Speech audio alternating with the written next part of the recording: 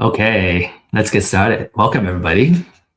And this is a really exciting class that we have prepared for you. And the topic is about the 6 ways of how you can make money and build wealth in real estate.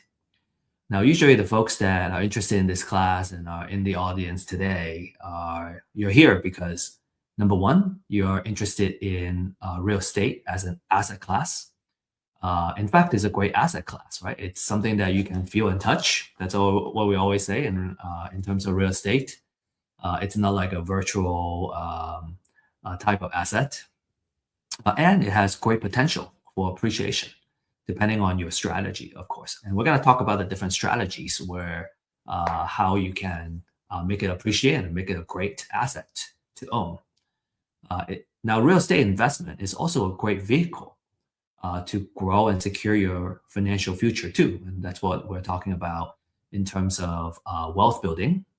And so, congratulations for being here and really taking control of your financial future and your financial security. Now, let's get started. Now, we're all here because we know that real estate investments can be a very lucrative business, right? If we know how to do it, that's the most important thing. You can lose money too. So how can we kind of avoid all the pitfalls and make sure that it will stay lucrative for us? Right? You probably personally know somebody who has invested in real estate and made big profits or have built a substantial wealth over time. In fact, we're working with someone right now that has built a close to 100 property portfolio, and she's sitting on a lot of equity right now. So how do we get into this game, right? We're gonna spend the next hour learning about the different ways we can play this game and how we can really excel in it. Now, to just kind of show you, what success may look like, here are a couple of success stories. And obviously, every deal is different, every case is different, and some of these are kind of outsized profits as well. So it's certainly not representative of what an average deal may look like. But these are some of the deals our clients have sent us, and they're kind of impressive. So we want to show it here. All right, so this is a deal where the investor made $46,500. Okay, and then we got a couple more too. Like these are even bigger. Every deal is a little bit bigger. This one is quite a bit bigger. $85,610 profit. Okay, and then here's another one, right? $88,862 profit. So if you do it right, if you know what you're doing, you can make quite a bit of profits. So naturally, the question is, how can I work deals like this? How can I find these deals? How can I work the deals? And how can I structure the deal so I can make this amount of profit? And how can I make money? So we're gonna answer those questions in this webinar, especially kind of the first half of our class today. We're gonna talk about how you can make money, right? The money-making techniques. And then we're going to dive into a little more advanced, which is the wealth building portion of it. All right. So I hope you're excited and you're kind of ready to go, and you're taking notes, right? So our promise to you is that at the end of this class, you're going to understand the top 3 money-making techniques and also the wealth building techniques using real estate investments as a vehicle. And typically, this class is for new investors looking to get started. And I would say the wealth building part can be a little bit advanced, because it has to do with tax laws as well. And so if you have been investing for a while and you kind of see the wealth building piece, it could be new for you also. So make sure you take good notes and write down any questions you have. And you can either ask it on the chat here, or you can join us at our weekly office hours and ask those questions live. Now, I have found that, we talk about there's a term called digital deluge, which means we're just inundated by notifications and so many things kind of flooding our either physical inbox or digital inbox, and it can be very distracting.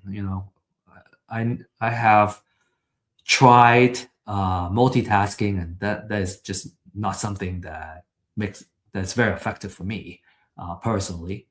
And I have found that I learn much better if I turn off my distractions and I'm really focused on just kind of one thing, being present and do one thing. And I feel I feel like I gain more from my time as well. So, it's about how can we effectively use our time and get the most out of it instead of trying to do too many things and, we never do one thing well, right? It's about doing one thing really, really well. So, with that said, our suggestion would be to really kind of focus, right, and take good notes on an important class like this, and use the chat too. You can use the chat to connect with your fellow audience, fellow classmates, and you can also save the chat so you can save everyone's contact information. So I highly recommend that you use the chat as a way to network, right, and as a way to uh, gain the most out of this session, right, the next hour, and really make an effort to connect for coffee, for example, after the class, and make quality connections. Quick disclaimer, this class is for educational purposes only, right? Some of the examples we have is maybe real case, right? As what I just shared with you earlier. Some are simplified examples, so it's easier to kind of follow the math and really understand how the deals work. And so keep in mind of that. Always do your due diligence, right? Whenever it comes time to analyze and make an investment decision. And we don't offer investment, financial, or legal advice. This is just for educational purposes only. Always do your due diligence. So, quick story, background about myself. I have, as I grow our company, Real Estate IQ, which focuses on helping investors find deals and also find success in real estate and using real estate as a vehicle to build wealth. I have kind of really honed in on my marketing skills, and I think as you grow your business, you're forced to pick up a lot of skill sets, and so real estate data and what we call intelligence augmentation, right, using AI to help us make faster and more reliable decisions. And that's my background. And before that, my background was in science and engineering, so very technical background. But I was always interested in real estate and the very kind of passive earning power of real estate. And what I learned over time is that there's actually ways you can make income very quickly as well in real estate. So kind of both kind of active income and passive income, and the wealth building factors of it really piqued my interest in real estate investments. And that's why I'm here today. I'm kind of spreading the language, spreading the belief, I guess. And I had this struggle, and I still see kind of a lack of information and good data, good knowledge out there. And I think it has improved, and that's what Real Estate IQ is all about. And I think you're just fortunate to be here today because you can get the knowledge, get the data and tech, and also our hope is that you can leverage this opportunity and leverage our community to network with mentors and fellow entrepreneurs, and really kind of use all the resources to grow your business. Because of all this struggle, as we were kind of learning about real estate investments and kind of doing the deals, we have built Real Estate IQ to address these issues, these problems, right? Webinars and classes, because education is the ultimate equalizer, right? It really kind of helps us rise up to the level that we want to play in. And we offer deal finding, right? Distressed owner, distressed seller, distressed property information. That's what we call a deal. You have to, it's a certain type of distress and situation that allows you to acquire the deal at a good price or good terms, so that you can monetize on the deals, right? So we offer you that data. And then also, finally, we offer a deal makers community. It's a support system that helps you find help and get questions answered, and which I find is extremely important. You kind of, when you're just starting, you kind of need someone who is experienced and have gone through the struggle and have dealt with those problems, and just have somebody who can kind of help you make the deals happen. I find that very, very important. That was the first thing I did, is to find somebody who can mentor me and help me uh, uh, do the deals, different types of deals and situations. So it just saves so much time and struggle and headache when you have a trusted a mentor, a trusted coach that can help you out. All right, so without further ado, right, let's get started. So today we have 3 portions for this class.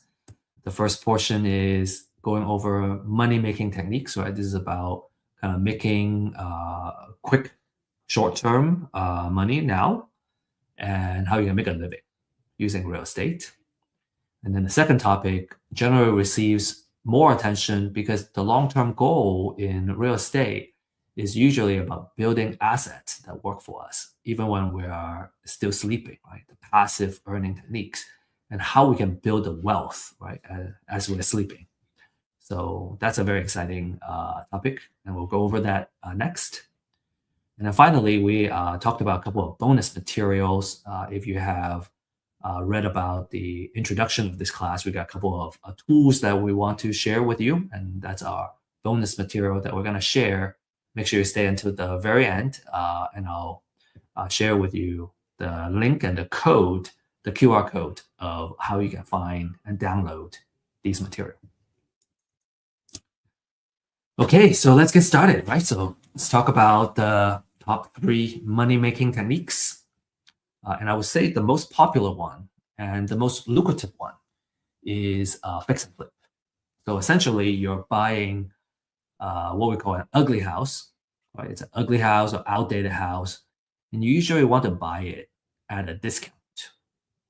Okay, you improve it, and then you sell it for more than you pay for it, and you keep the difference as a profit. How the money is made is usually you need to, number one, is to buy it below market value. And usually it's because of the condition of the house, right? Maybe, like I said, it's ugly, or because of distress. An example of distress would be a home needing a lot of work, or a house going into foreclosure in the next 30 days. And so the owner either lose everything and potentially owe more money after losing the house, or they can sell it to you. So that's a very strong sign of distress.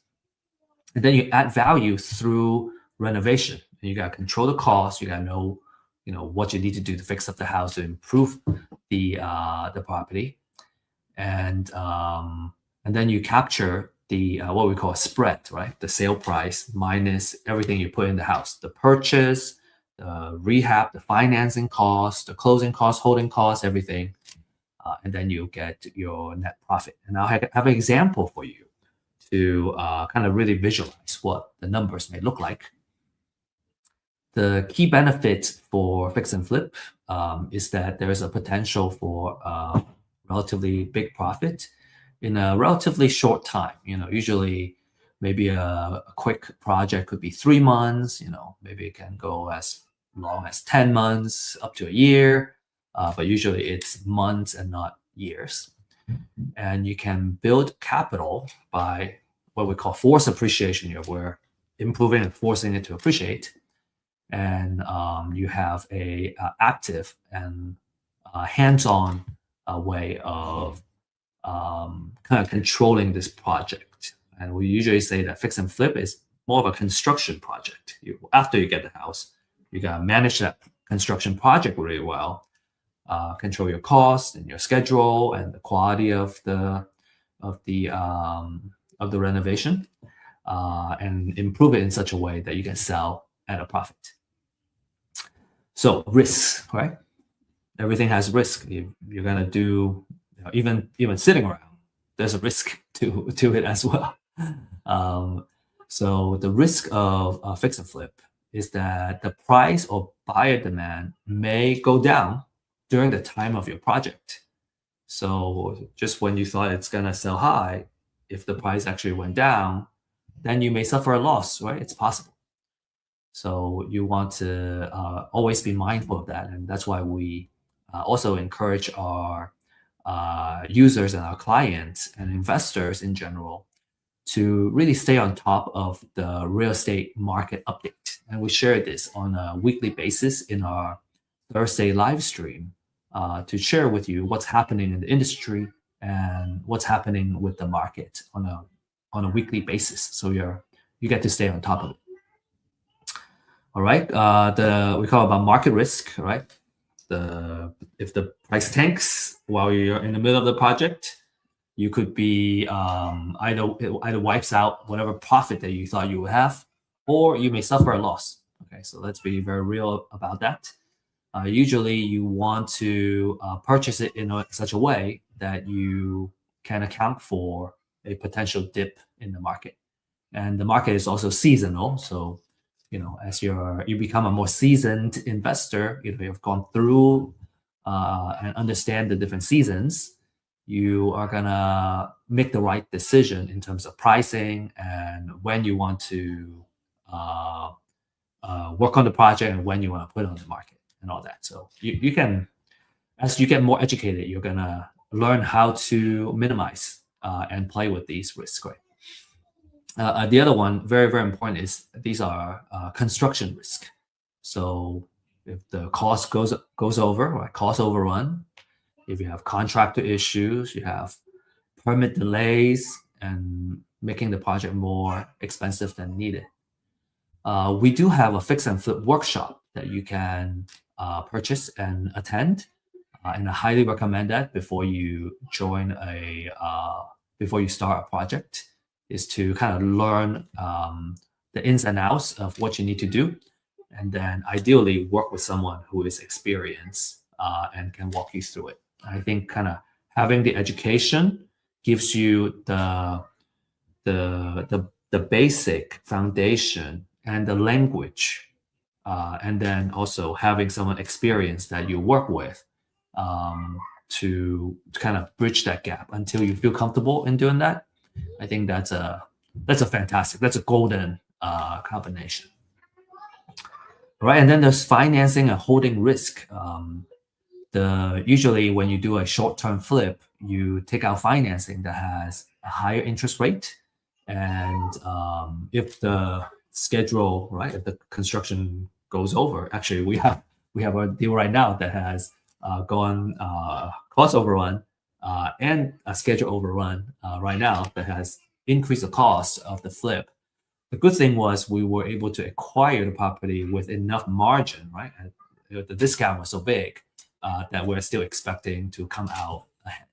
And so just something to kind of keep in mind. And again, there are things that you can do to minimize some of these risks. Okay. Let's talk about the 70% rule of thumb, right? This is one of the rule of thumbs that you should know. And as a demonstration for the rule of thumb, we have also prepared an example. So what the 70% rule of thumb is that everything you put in on the house, you should only be putting in up to 70% of the after repair value of the property. Okay, after repair value means what the house looks like and what the market value would be after you fully fix it up. So this is how we would use this rule of thumb. Okay, and once you get good at it, you can probably do it in your head. So number one is we need to figure out what the after repair value is, and you do that by looking at the comparables in the area, right? All the neighboring houses that were recently sold. How much were they selling for? And based on that, you can come up with the value, and you multiply it by 70%. So in this example, let's say the after repair value is $500,000. You take 70%, that's 350,000. And then we would subtract the repair budget. Okay, so subtracting that means the offer that I would make is $280,000. That's our distress offer. Also, you may also hear it as learn it as maximum allowable offer. Maximum allowable offer. Okay.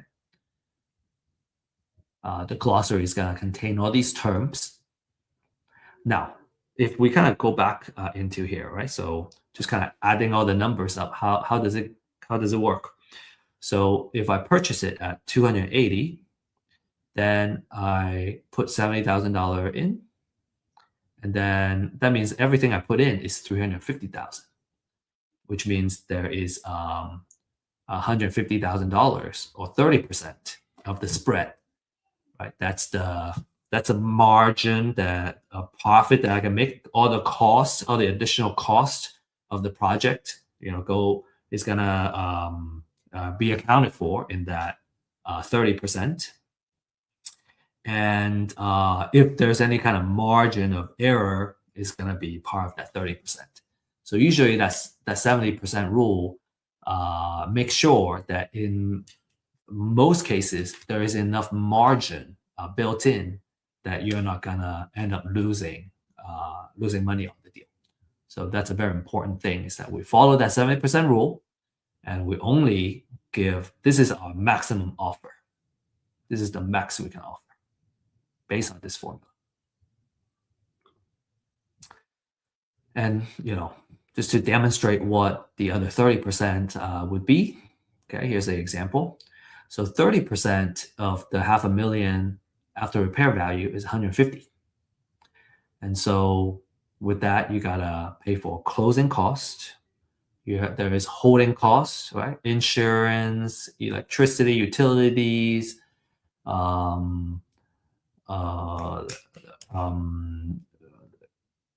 I think that's probably the majority of it. Let me see.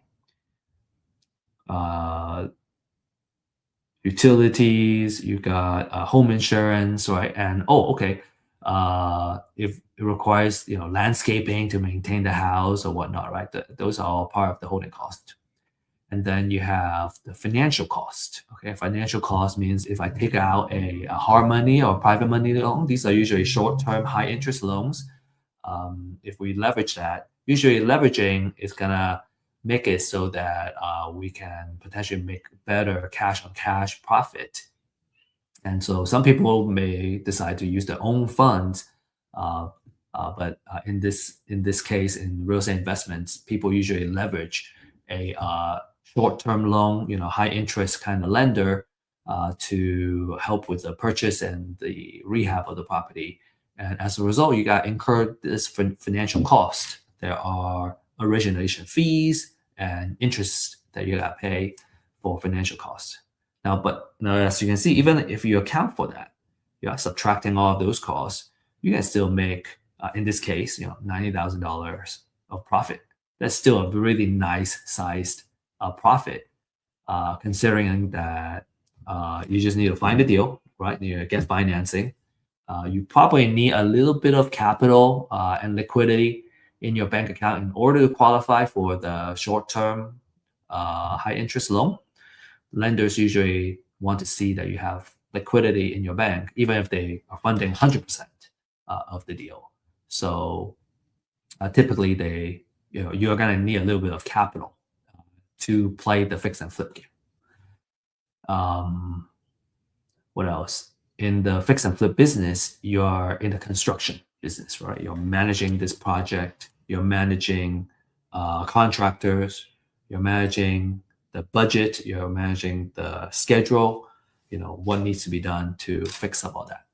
So cost overruns and project delays can eat into your profit. Okay. If you have any questions on fix and flip, any comments, we'd love to see it. Okay, next is wholesaling.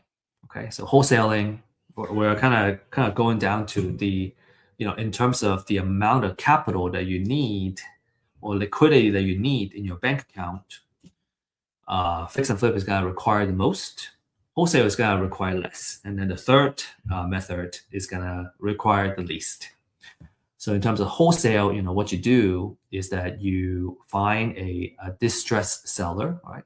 And you secure the property under contract. Okay, so it's a signed contract. Usually it will need to be below what an investor is willing to pay for it. And then you sell the contract, right? So you're reselling the contract, which is the right to purchase the house, not the house itself. So you sell the contract to another investor and you can make a fee out of that.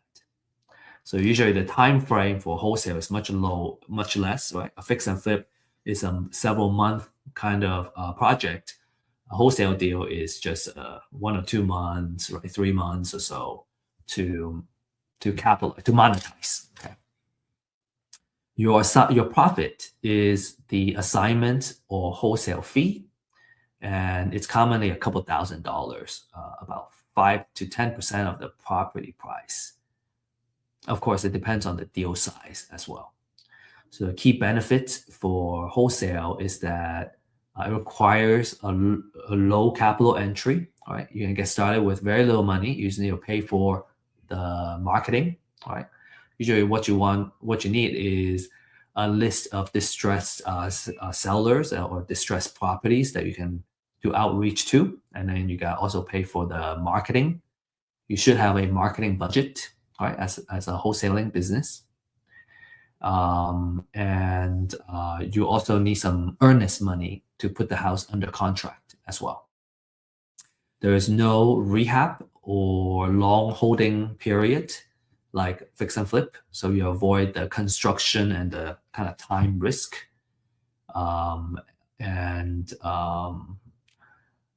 It's the great way to do that is to build a buyer's list in addition to have a list of distressed sellers that you can acquire the property from, or not acquire, but to get them to agree to sign a contract with you, so you can lock it up. The risk about this method is that there might be wholesaling rules and regulations in your particular state. And some states may require you to become a licensed agent before you can do that. And if you overpay in a contract, or you can't find a buyer in time, then you're gonna risk not being able to sell that contract, and you could lose your earnest money. There are ways to mitigate that.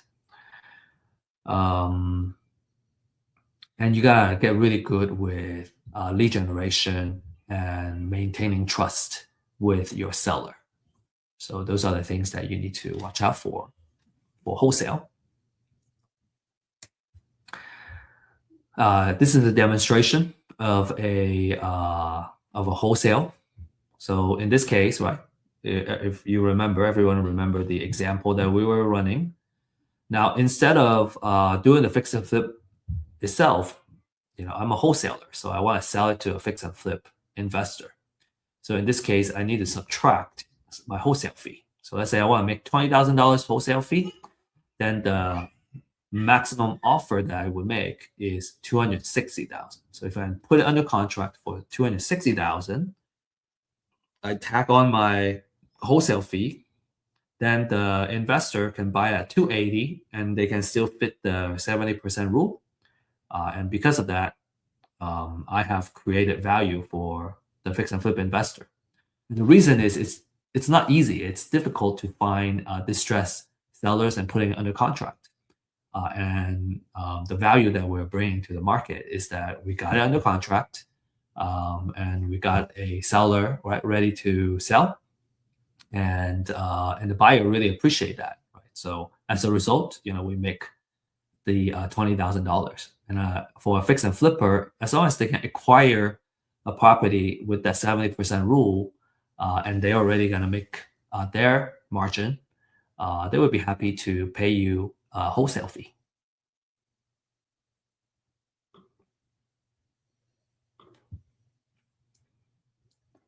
Cool. The third technique is called bird dogging. And as a bird dog, your job is a lot easier. Okay, you just need to look for motivated sellers or distressed or undervalued property. So you could be kind of driving around and you can see a house that's abandoned. And what you would do is you want to figure out who the seller is and get a hold of the seller.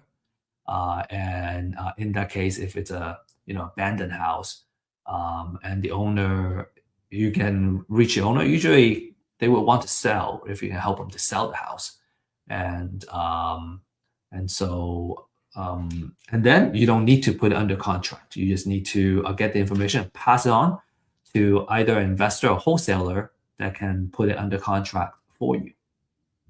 So how you can get paid as a bird dog is you would either kind of get paid a flat fee for every deal that's closed, right? That's called finder's fee. Typically, you can probably make at least $500 at least per deal. If the deal size is bigger, you can get it. You can get a bigger finder's fee usually, and so typically it's a flat fee. I see a lot of flat fees, $500 to $2,000, up to $2,000 per deal, and or a percentage of the profit. You can negotiate like something like that with the investor. Usually it would need to be like a fix and flip deal that they can exit.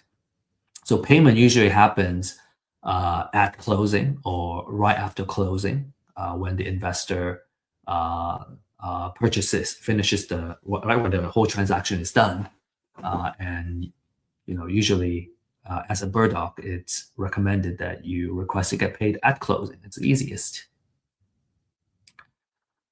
So in this case, you want to make sure you make an agreement with an investor that when you bring them the deal and they close it, they're gonna get you paid. So the difference between bird dogging and wholesaling, right? So what's the difference? For bird dogs, they don't get the property under contract. The wholesaler would get under contract. And a bird dog would simply find the lead and refer the lead to someone who closes it. So it makes it a lot easier, right? So your job is just to find it, right?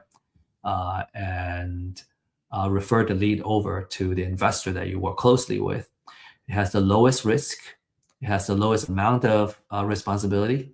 And as a result, there are smaller fees. You don't make as big of a fee as you would as a wholesaler. Now that said, it makes the job a lot easier. You just gotta, consistently going out there and getting the leads, right? And kind of working with an investor that knows how to convert these deals, and you're gonna get paid. You don't have to spend a lot of your time following up on the leads or whatnot, right? You're just, finding the lead, making the referral, and then you keep moving. You keep moving on. I think it's really good for someone who's just getting started, or you're kind of doing it more like a side gig. And my recommendation is just do it consistently, right? Just don't you want to keep doing it. Find a couple of hours a day or a couple of hours every week, right? Several days a week to just kind of consistently doing it. And then when you have it's always a volume game, right? A numbers game. So if you have enough leads, a percentage of those leads will convert, and that's how you get paid. So wholesalers, you A wholesaler would sign a contract, right, with the seller, and they can control the deal because they own the contract. And there's more risk, there's more work, but a larger payday for a wholesaler. Cool. So as a mini recap for this first segment, fix and flip, you're gonna have a biggest payday out of these top three techniques. You are in the construction business. You are taking more risk, right? You got to hold the property for longer. There's more expenses. You have to manage the project. You have market risk. You have construction risk. A wholesaler, you're in marketing and deal finding business, right? Your risk is lower. You can make the money a little bit faster because you're gonna put in a contract. You find a seller, and when the deal closes, you're gonna get paid. The skill is on how you can find deeply discounted deals that are ready to put them under contract. And then bird dogging is you're in the relationship and the marketing business. You're gonna end up talking to the seller, right? Finding the house, talking to the potential seller, and then making that connection. So it's about consistently bringing the deals to serious buyers. You want to make sure that you have a investor, or it's usually an investor buyer that's gonna take your leads and work those leads consistently for you.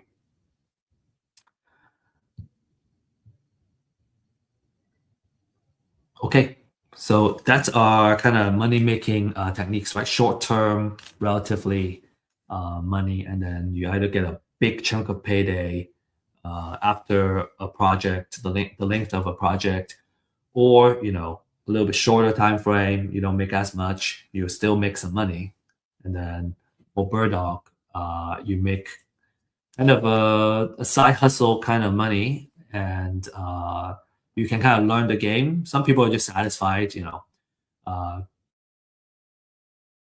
people go, well, I can start bird dogging, just kind of learn it and make a little bit of money. And then as I get better and better at it, I can start moving up the food chain and, start flipping and doing bigger projects. Cool. Now, usually when we see this, right, we see kind of, like I said, a progression of the roles. First you do bird dog because you have kind of like the lowest amount of risk. You don't need a lot of money to get started, and then you kind of move up to wholesaling. You can make a little more money, and then as you accumulate more of that capital, you can start doing fix and flip projects.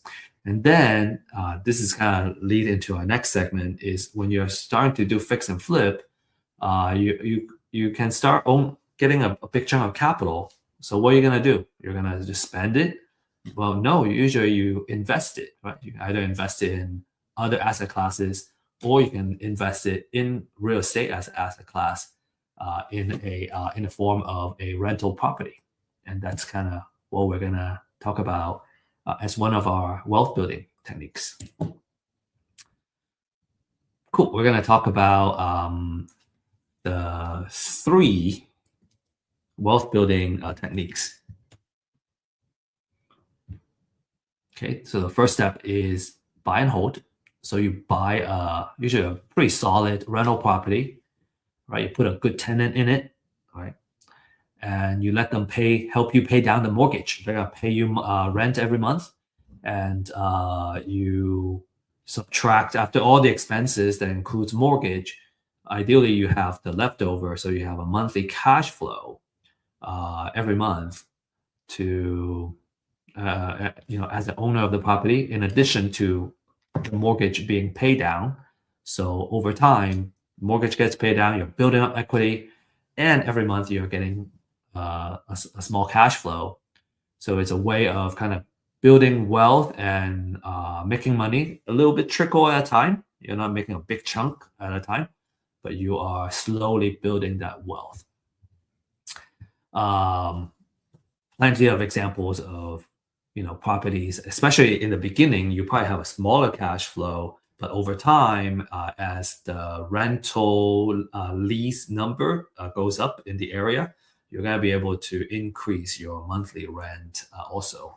I think on average, our rental properties, we're aiming for 300 to 500 per door to start. Usually, if it's break even, we're pretty good. But usually, kind of if you have a little bit of cash flow, then you have some margin for maintenance costs and anything like that, and you kind of build up that your piggy bank with that monthly cash flow. So it's always very nice to have. Okay, so you want to look for good, solid rental properties. So for buy and hold, this is another rule of thumb. Okay, it's called a 1% rule of thumb. And what that means is that your monthly rent should be 1% of how much you put into the house. So let's say in this case, if you got to do it kind of in reverse, because what we can know is what the rent would be. And you do that by running a comparative market analysis, figuring out how much the average rent is kind of going for similar houses in the area. So in this case, let's say the monthly rent is 2,500. Then with that 1%, I multiply by 100. So the most I would put out to acquire this house is 250,000, because that 1% is here. And that 1% is gonna make it so that I always make a cash flow. Okay, so we want to follow that 1% relatively religiously, especially when you're just starting out. So if there is repair, we subtract the repair, and then my maximum allowable offer or my distress offer is 230,000. Okay, if I buy at 230, I fix it up with 20K, my total all in is 250, and I rent it out for that 1%, I'm good. That's what that 1% is about. Okay, so let's break down that 1%. Okay, how does it really make sure that we cover our all our expenses and make sure it brings me a cash flow? So this is an idealized, right, example. This, we can. I think if you're interested in real life examples, we can probably do it on a one-on-one basis or in our office hours.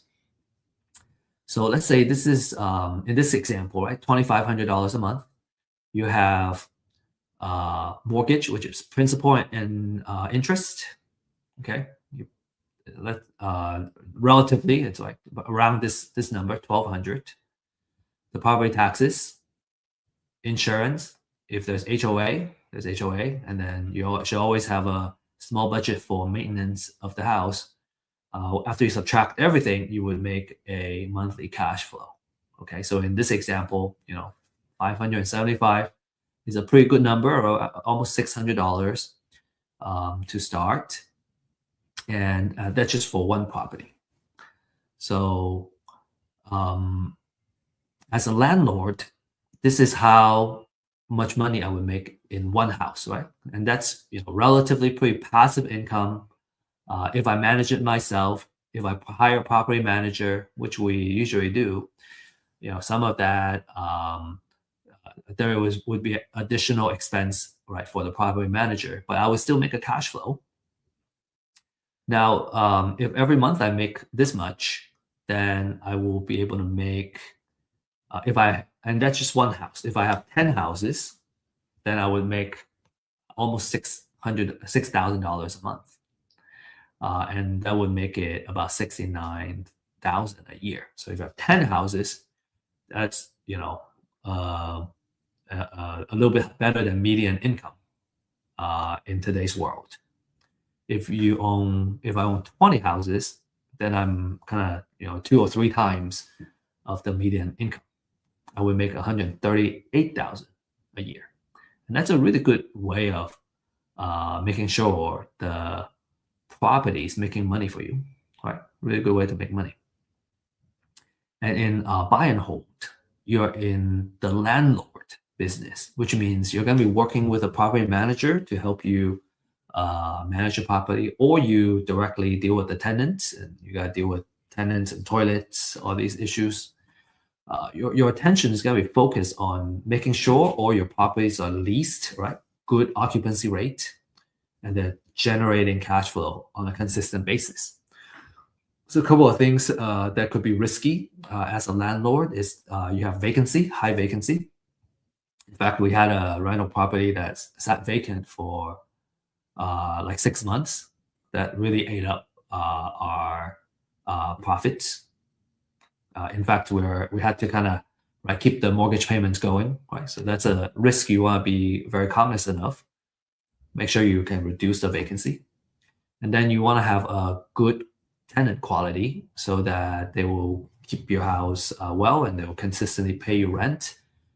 You don't. The last thing you want is to have tenants stop paying, and then you have to figure out the eviction process, get them out, and then they trash your place. So make sure you have a really high quality tenant that takes good care of your property, good credits and everything. So having good background check and really good process is a very key part of this business. So buy and hold, all right. We call it a wealth building technique, okay? And this is just like the first step, okay? So, but these are very exciting. So number one is you get your monthly cash flow, right? You can, as you build up that monthly cash flow, you can save that up, and it could become a down payment for another property. That's one. The second one is called appreciation.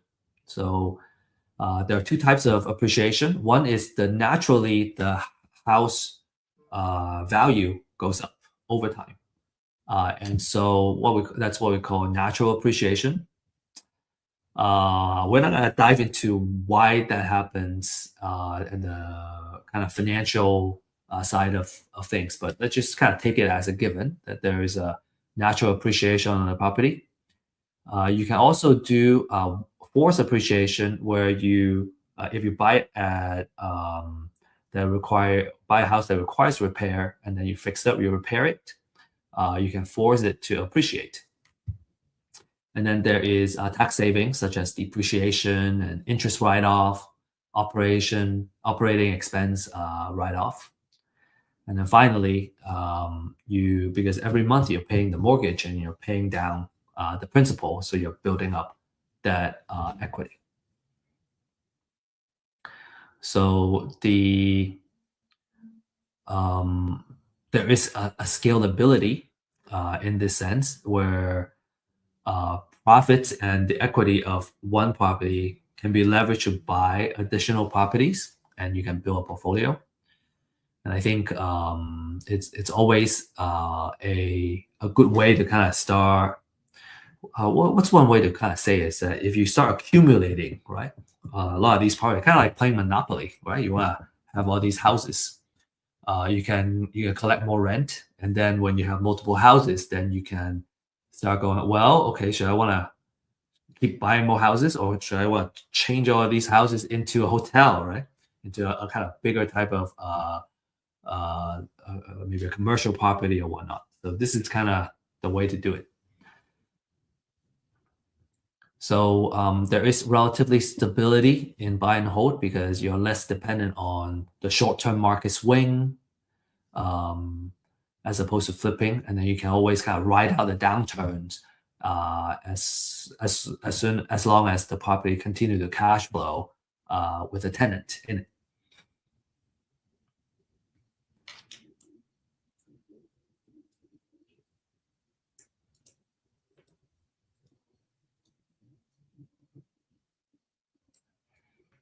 So, in terms of risk, I talk about bad tenants, poor screening. I talk about vacancy can hurt your cash flow, and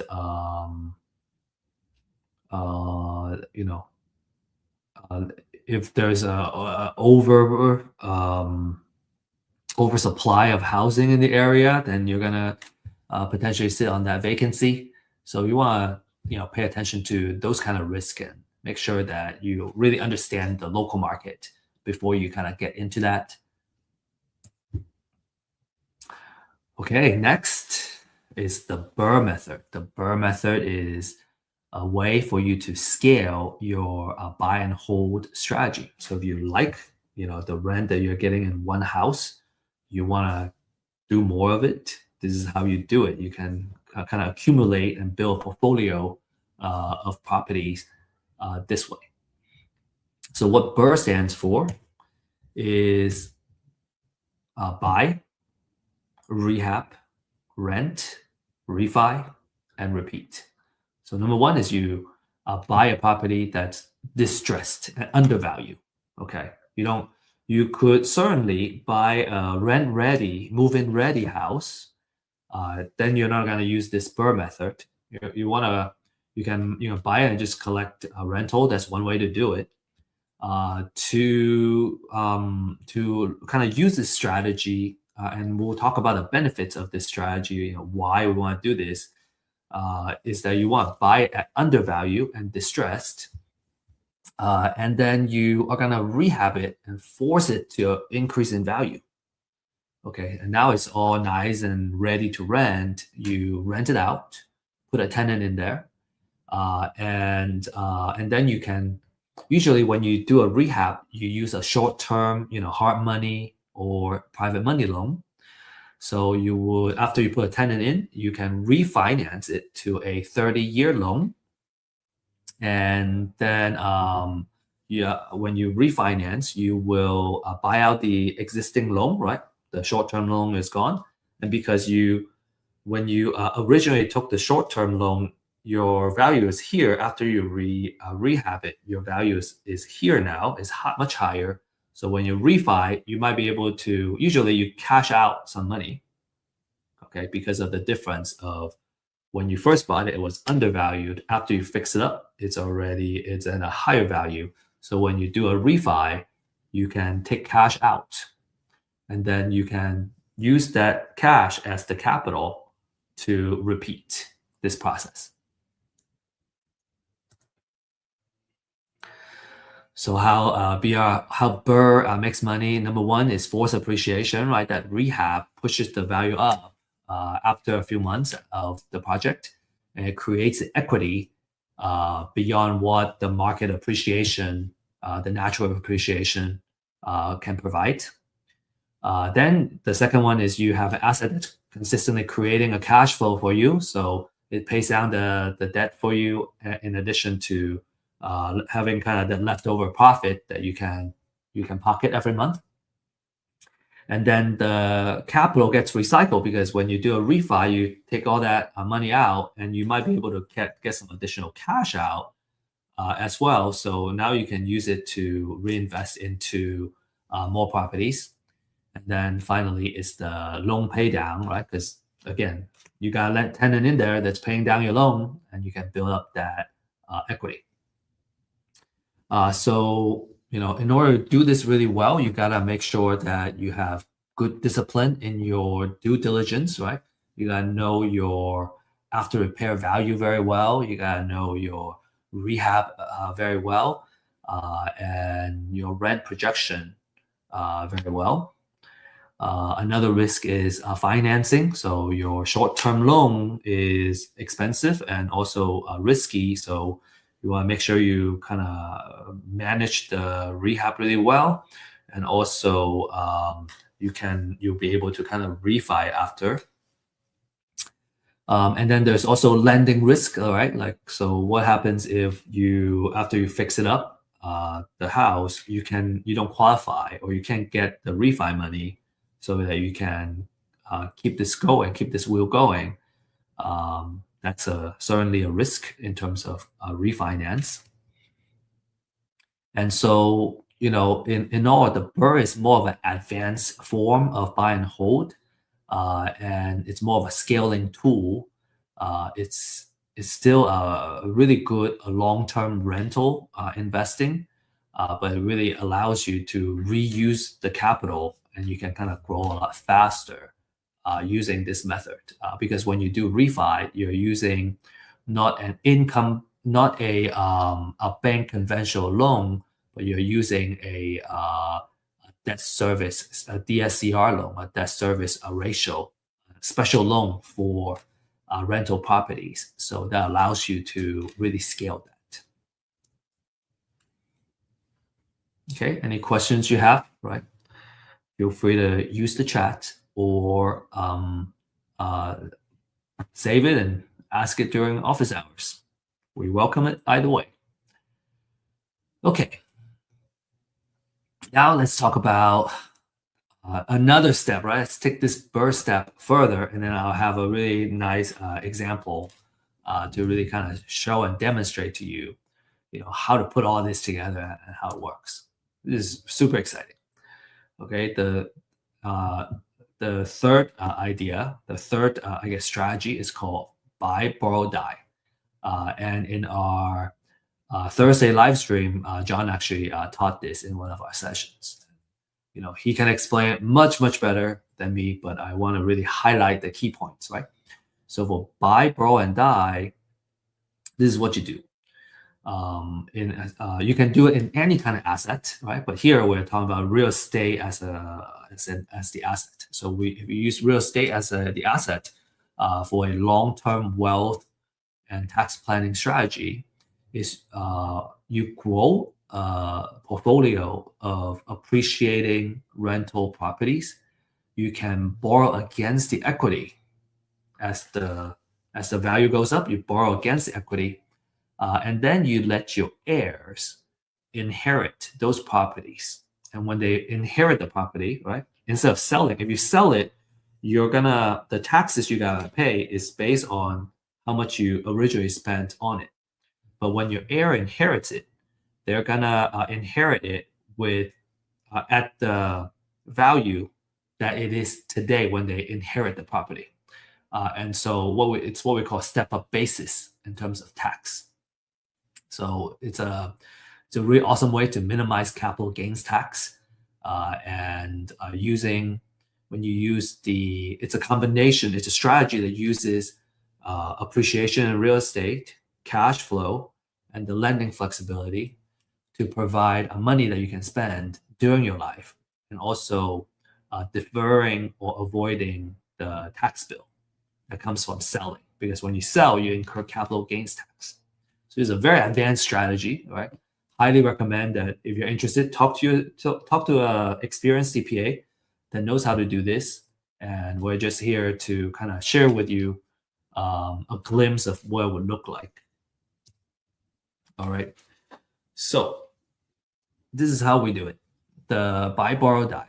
So number one is you buy, right? You accumulate all this real estate. So let's say you have on a small scale, you have one or two properties, but on a bigger scale, you would have a portfolio of say 20 properties, 60 properties, 100 properties, right? And now you have a really good base for that equity growth over time. And anytime there's a economic cycle, the real estate value goes up, and so you have that pure equity. So once you get that equity built up, you can now borrow against the equity. You can take that cash out, and you can use it to either pay for your lifestyle or buy new deals and other investments. And over time, you can, as long as you manage your leverage carefully with the cash flow that you can generate from this real estate, then you're going to be in a really good place, right? So make sure you kind of manage that risk, right? Which is why we say it's a more advanced strategy, because you really got to run your numbers and really make sure that you're not pulling too much equity and you're over leveraged, and then you're gonna end up losing your portfolio. So you want to make it, you want to do it in a very conservative way, and that's by running the numbers correctly. You can kind of borrow against it either through what we call cash out refi, or HELOC, or a portfolio loan, and investors have kind of used any and all of those methods. Maybe they take out a commercial loan that usually requires a refi after 5 years. Either way, you can do that and take the equity out. So now you have the money that you want to either spend or buy additional assets. And then when you die and pass the portfolio, The final step is about estate planning and tax treatment. When you die while still holding these properties, your heir will receive what we call a step-up basis to the current market value for those assets. And that's the current US tax laws right now. This step up is going to erase the capital gain that has built up during your lifetime, right? Your heir is going to get to enjoy that. And if they choose to keep the rentals, right, then they will get the step up basis. So if they choose to sell it later, they already got the step up, right? They're not going to have your basis when you bought it, but the basis when they inherit it. So even if it rises more over time, the capital gains tax that they have to pay is going to be much lower than if they had to use your cost basis. To further demonstrate this, I'm going to give you an example, like I said, to really kind of add clarity to it.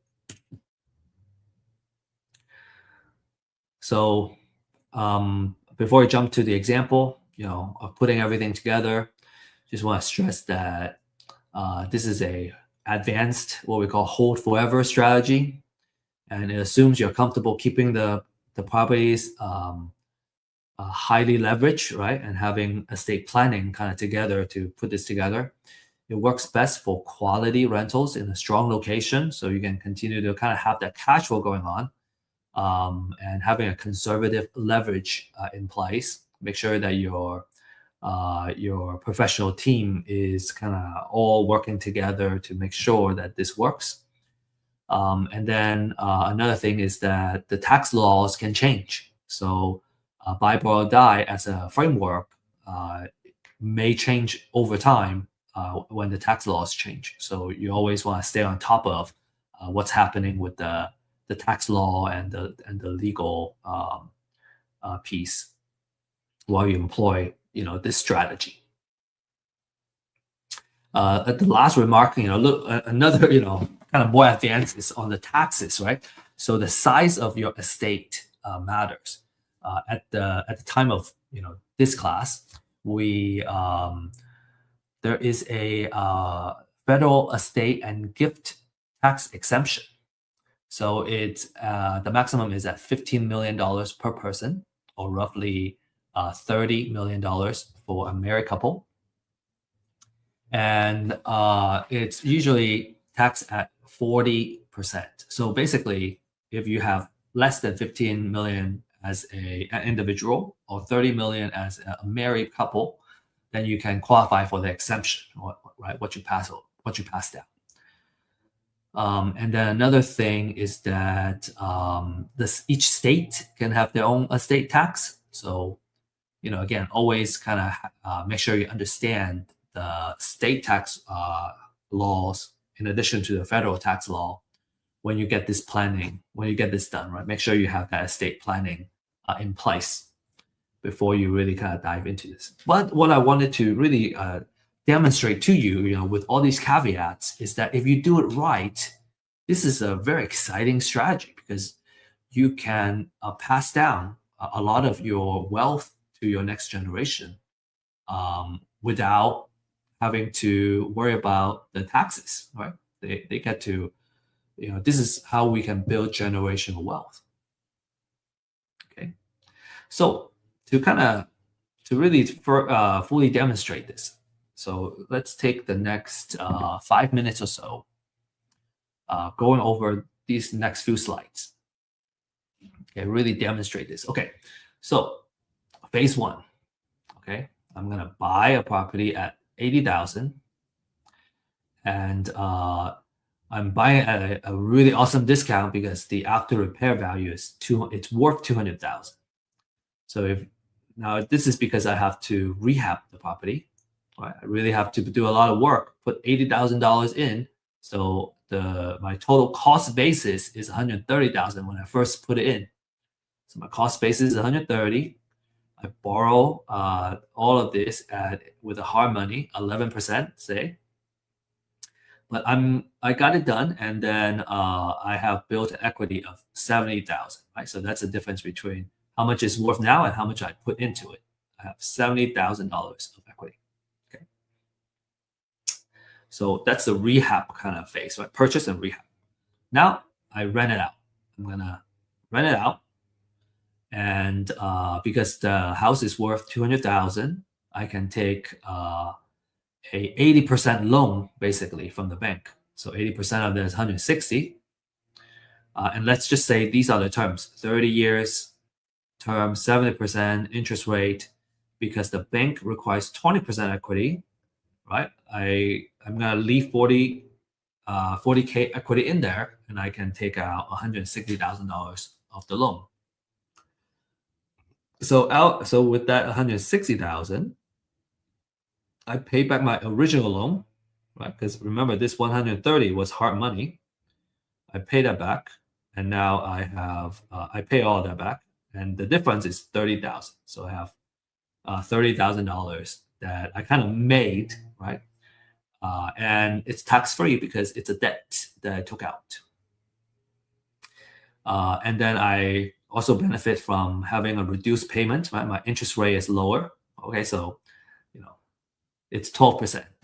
The interest rate is actually 12%. All right, and then in addition to that, my house has an equity of 40,000. Okay, so I have 40,000 equity. I have $160,000 of the loan, and taking that loan out, it pays back the hard money original loan that I took out, and I took out 30,000, to spend or invest in another deal, and then every month I have reduced payment. Okay, so that's the next phase. All right, another phase. Okay, third phase. Let's say 15 years later, the market value has gone up tremendously. Right, it has doubled in value, and now I am at $400,000 in terms of market value. My old loan, I remember I had a loan of 160,000. Well, over time, I have paid that down, and it's 130,000 now. Well, now I can do another refi. Okay, I can do a refi. Remember, the bank wants to keep 20% equity. So out of the 400,000, I take our loan for 320,000, and I keep $80,000 equity in the house.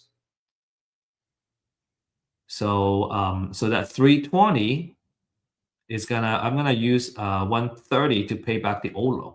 Right, the old loan was 130, and the difference is 190. So now I have $190,000 I can put in different places or buy more properties. Okay, I may choose to keep some myself and really enjoy it, have fun with it, or that's your wealth allocation. Allocation, no, allocation. You can allocate different percentage of that cash out, whatever you want to do. Right, it's your money. So kind of the aftermath of this phase is that you have $80,000 in equity, you have $320,000 loan with the bank, and you have taken out $190,000 that you can use. And again, it's tax free because it's debt. Then we have phase 4. Okay, so let's say another 20 years later, you are at the end of your of the life that you enjoy so well. Okay, now the market value has doubled again to 800,000. The original loan you have paid down to 200,000, right? Because you've been paying that consistently for 20 years by then. So then the equity is 800. Apologize, excuse the typo. 800,000 minus 200,000 equals to 600,000. So in this case, if the owner sells before death, well, you have the amount of equity minus your cost basis of 100,000. So you got to pay capital gains tax of 470,000, and that's a lot of money. You got to pay a lot of capital gains tax. But if you pass it down to the heir, your cost basis, instead of 130, it goes all the way up to 600,000. So apologize on the typo here. So your capital gain is 600,000 minus 600,000. There's no capital gain for the heir. So again, there's some typo here. So what we have spent the past hour on, actually more than an hour, is we went over the top 3 money-making techniques and the wealth building techniques. I hope you really enjoy looking at these examples, and you're getting really excited about the prospect of using real estate to build your wealth, your generational wealth. Now we're gonna have these 2 bonus materials that I'm gonna be sharing with you in just a few minutes. All right. The first one is the rules of thumb in real estate. We went over the 70% rule of thumb. We went over the 30% rule of thumb, and there are 2 more that we want to share with you. And then there's also the glossary, right? The terminology and the language that you're going to use to really do this well. And so we thought these are really awesome resources for you to use. Naturally, at this point, your questions would be, how do I get started? What do I need to do? How can I build that wealth? I hope we got you excited enough to really want to join and play this game. And so this is our recommendation. Okay. First is that if you're not ready to take action yet, right? This is really piquing your interest, but you want to learn more about, how you do it, and maybe through real examples. Well, this is where we really share a live update of the leads, right?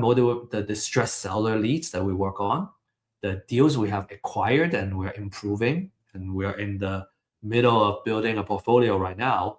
So where each deal are going, and then we share our market updates, how it affects the real estate investment world. And in addition to that, we have kind of financial planning and wealth building knowledge. So just a wealth of education. Everybody in here, I'm probably the least experienced. But combined, we have almost 100 years of experience in this wealth building side through real estate. So you definitely don't want to miss that.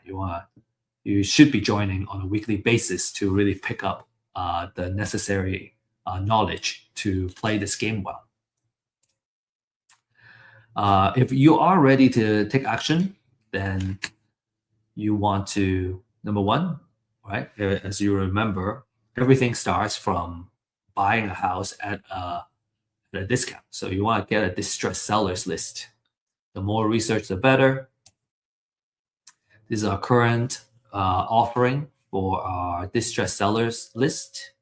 If you scan that QR code, you can learn more and schedule a demonstration of what that looks like and what it takes to kind of get started. Next, you need to find a mentor or a coach.